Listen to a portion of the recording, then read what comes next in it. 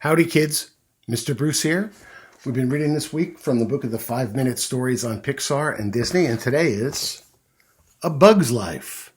Before we start, eyes watching, ears listening, voices quiet, and body calm.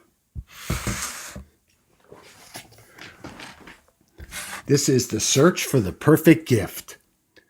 It was Queen Ada's birthday, and everyone on Ant Island had spent a whole week collecting gifts. The queen sat on her grassy throne as each ant presented a gift to her. "Oh, what a lovely berry," Queen Ada explained at the first present. "It's so shiny and red."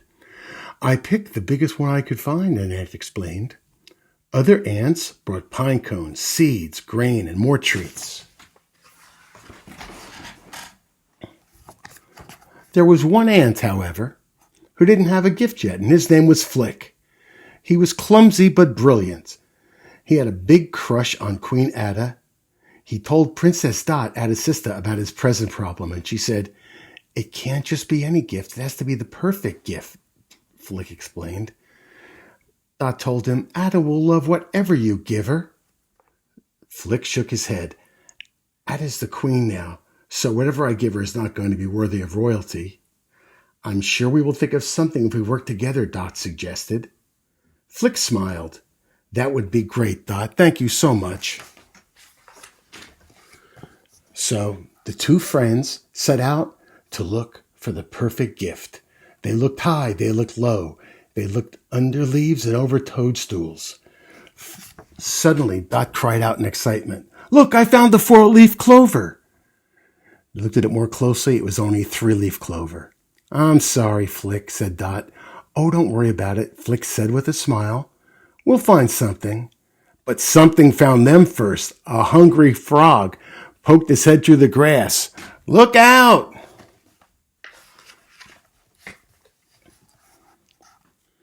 Luckily, Eric and Dot escaped from the big frog, and they took cover in a nearby patch of flowers. "Now what?" asked Dot. Flick thought, and then he spotted a daisy and had the idea. "It's just a plain old daisy now," he explained to Dot. "But soon it will be a merry-go-round for Queen Ada." "Are you sure, Flick?" Dot asked. Although Flick was very smart, his inventions sometimes went wrong. Flick said, "Absolutely, this is going to be great." Dot smiled. "Okay, how can I help?" "You can be the very first passenger," Flick said. "Hop on."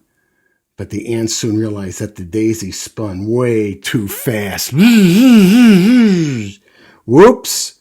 Whoa," said Dot. "The daisy spun him way out." "That's okay. She still believes in him."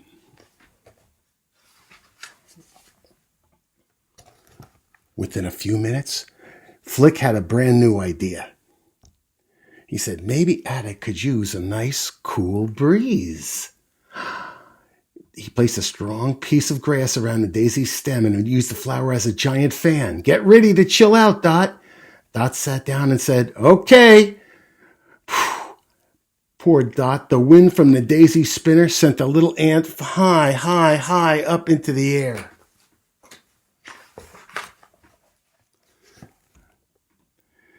Dot beat her wings as fast as she could and landed safely on a flower's stem. Flick scratched his head. Finding the perfect gift is really hard. "Maybe you should just get Ada a card," Dot suggested. "I will not give up," Flick said. And he paced back and forth, racking his brain for ideas. "I'll build her a beach umbrella," he said. "She has one already," Dot said. "How about a sprinkler?" said Flick. "If I find a source of water and funnel it into—" Dot smiled and shook her head. Flick sure was a determined inventor. He was not going to give up. Just then, the queen walked by. "Hello, Dot. Hello, Flick." Then she noticed the fallen flowers next to Flick. She said, "Is that for thee?" Flick looked around, and a quiet voice said, "Well, not really. It's just a plain old daisy." "Why, there's nothing plain about it," said Queen Ada. "I think it's perfect." Dot said, "I think it's perfect, too." "Well, then, happy birthday, Ada," Flick and Dot said. Ada smiled. "Thank you, and thank you both for the perfect birthday present." Flick sat down next to Queen Ada, and he realized she was right. It was the perfect gift. for it was the gift they could all enjoy together. The end. Okay, that was pretty good. It just goes to show you, some gifts are big gifts and some gifts are little gifts and some cost a lot and some cost nothing. But all that matter is they were given with the right attitude. It's the thought that counts. Okay, I'll be back tomorrow. Until then, be good to your folks and wash your hands. Bye-bye.